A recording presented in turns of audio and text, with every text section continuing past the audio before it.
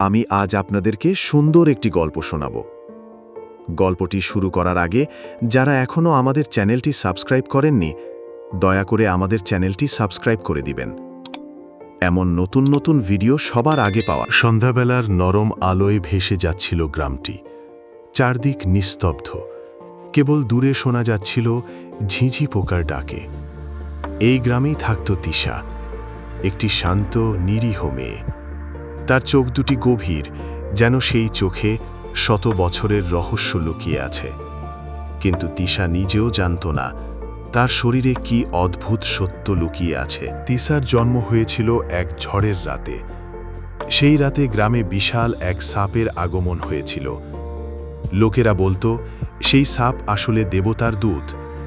আর ঠিক সেই রাতেই তিশার মা প্রচণ্ড যন্ত্রণায় পৃথিবীতে আনে তাকে, একটি একদম সুস্থ কিন্তু কিছুটা অদ্ভুত শিশুকে।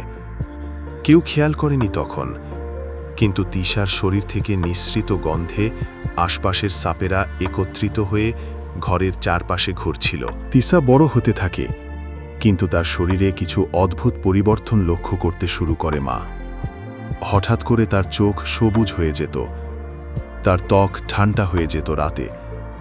সবচেয়ে অদ্ভুত বিষয় ছিল, তিশা কখনো পেট ব্যথার কথা বললে সেই রাতে আশেপাশে কেউ না কেউ সাপের কামড়ে মারা যেত। একদিন গভীর রাতে তিশার প্রচণ্ড পেট ব্যথা শুরু হয়। মা ভয়ে কাঁপতে কাঁপতে একদিন হঠাৎ করেই গ্রামে দেখা যায় বড় এক বিষধর কিংকোবরা সোজা তিশার ঘরের সামনে এসে মাথা উঁচু করে দাঁড়ায়। লোকজন ভয় পেয়ে পালায়, কিন্তু তিশা এগিয়ে যায়, এক বিন্দু ভয় না পেয়ে। কোবরাটি মাথা নোয়ায়, যেন প্রণাম করছে তাকে। সেই রাতে পুরো গ্রাম জুড়ে ঝড় ওঠে। বজ্রপাত, গর্জন, ভূকম্পের মতো শব্দ। তিশার ঘর থেকে ভেসে আসে স্নেক হিসিংয়ের শব্দ।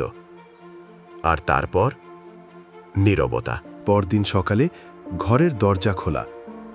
তিশা নেই, শুধু মাটিতে লেখা, আমি যাচ্ছি আমার সত্যিকারের ঘরে, যেখানে আমি নিজেই সাপ, আবার নিজেই মানুষ।